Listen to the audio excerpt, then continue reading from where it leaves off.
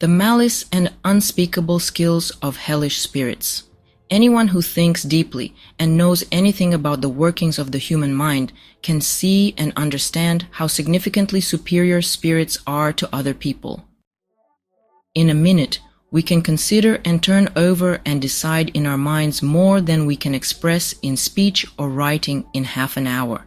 This shows how much better we are when we are in the spirit, and therefore when we become spirits, since it is the spirit that thinks, and the body is what the spirit uses to express its thoughts in speech or writing.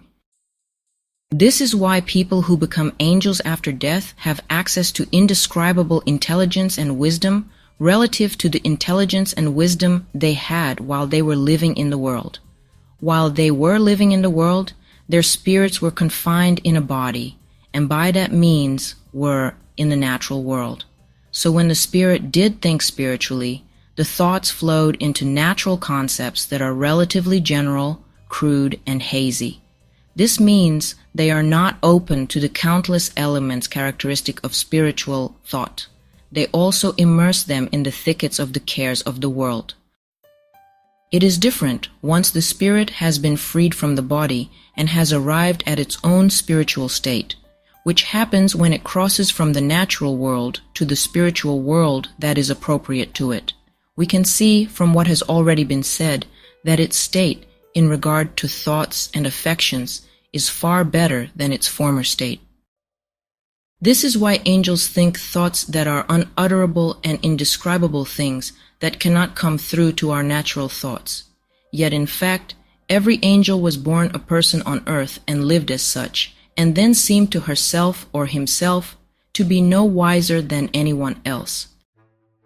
The level of wisdom and intelligence for angels is also the level of malice and craft among hellish spirits. The issue is much the same because once the human spirit is freed from its body, it devotes itself wholly to its virtue or to its vice. An angelic spirit devotes itself to its virtue and a hellish spirit to its vice. This is because every spirit actually is its own good or its own evil, because it is its own love, as has often been stated and explained above.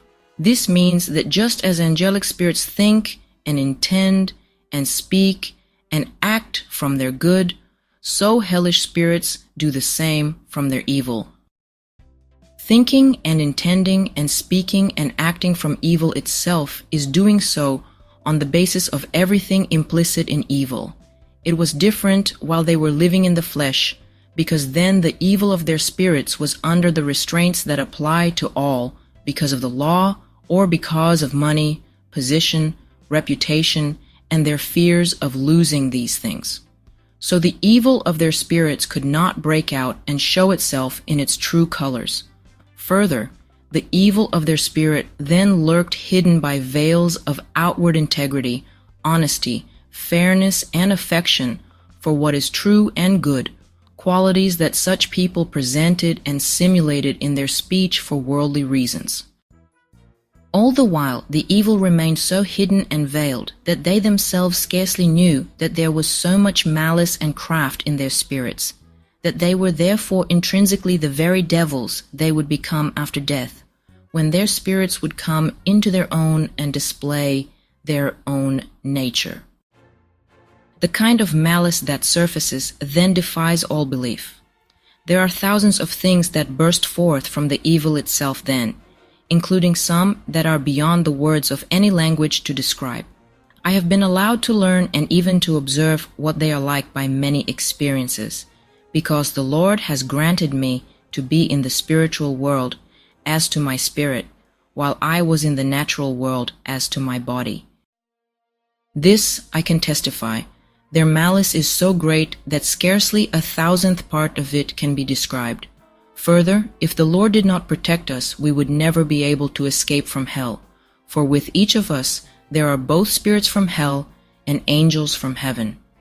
Further, the Lord cannot protect us unless we acknowledge the divine and live faithful, thoughtful lives. Otherwise, we are turning away from the Lord and toward hellish spirits, and are therefore, in spirit, absorbing the same kind of malice. Still, the Lord is constantly leading us away from the evils that we assimilate and attract by associating with these spirits, leading us, if not by the inner restraints of conscience, which we do not accept if we deny the divine, then by the outer restraints already listed, the fears of the laws and their penalties of the loss of money and the forfeiture of rank and reputation. People like this can be led away from evils through the delights of their love and the fear of losing and forfeiting these delights, but they cannot be led into spiritual virtues. To the extent that they are led into them, you see, they convert them into guile and craft by pretending to be good and honest and fair-minded with a view to persuading and deceiving others. This guile is added to the evil of their spirits and gives it form, lending its own nature to the evil. The worst people of all are the ones who have been absorbed in evil pursuits because of their love for themselves and whose inward behavior has been deceitful throughout. This is because the deceit wholly permeates their thoughts and intentions and infects them with venom, destroying all their spiritual life. Most of them are in the hells toward the rear and are called demons. They take particular delight in making themselves unnoticeable and floating around others like ghosts, doing their harm covertly, spraying it around like the venom of snakes. They are tortured more severely than others. In contrast, if people have not been guileful but have been taken in by the craft of the malicious and still are engaged in evils because of their self-love, they find themselves toward the rear as well, but not so deep down. People engaged in evils because of their love of the world are in the hells toward the front, though, and are called spirits. They do not have the same kinds of evil, the same kinds of hatred and vengefulness as people involved in love for themselves, so they do not have the same kind of malice and craft. As a result, their hells are milder. I have been allowed to find out from experience the nature of the malice of the people referred to as demons. Demons do not flow into people's thoughts but into their affections. They observe them and sniff them out, the way dogs sniff out wild animals in the woods. When they notice good affections, they change them instantly into evil ones by using delights in something else to lead them astray in quite amazing fashion. They do this so subtly and with such malign skill that the victim does not notice anything. They take the greatest care to prevent anything from obtruding into thought, because this would bring it into the open. In our case, they settle near the back of the head. These are people who, in the world, entice the minds of others deceptively, using the delights of their affections or their impulses to mislead and persuade them. However, the Lord keeps these spirits away from anyone for whom there is any hope of reformation, because they are the kind of spirit who can not only destroy conscience, but also stir up our inherited evils that would otherwise lie hidden. So, to prevent them from leading us into those evils, the Lord makes sure that these hells are completely closed off. When people of this nature arrive in the other life after death, they are instantly thrown into their hell. When they are examined as to their guile and craft, they look like snakes. You can gather from their unspeakable arts what the malice of these hellish spirits is like. There are so many of these arts that listing them would fill a book, and describing them would take volumes. Most of these arts are unknown in the world. One kind has to do with the misuse of correspondences. A second kind has to do with the misuse of the most superficial features of the divine design. A third kind with the sharing and instilling of thoughts and affections by distractions, focusing inward, and the use of decoy spirits as well as by emissaries. A fourth kind with manipulation by hallucinations. A fifth kind with external projections that enable the spirits to be present outside their bodies. A sixth kind with various types of imitation and persuasion and pretense. The spirits of evil people come into these arts spontaneously when they are freed from their bodies.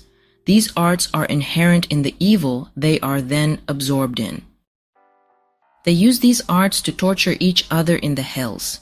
However, since with the exception of the different varieties of imitation and persuasion and pretense, these arts are unknown in the world, I do not want to describe them in detail, both because they would not be understood and because they are unspeakable. The reason tortures are permitted by the Lord in the hells is that there is no other way evils can be restrained and tamed. Fear of punishment is the only means of controlling and taming evils and keeping the hellish mob in restraints.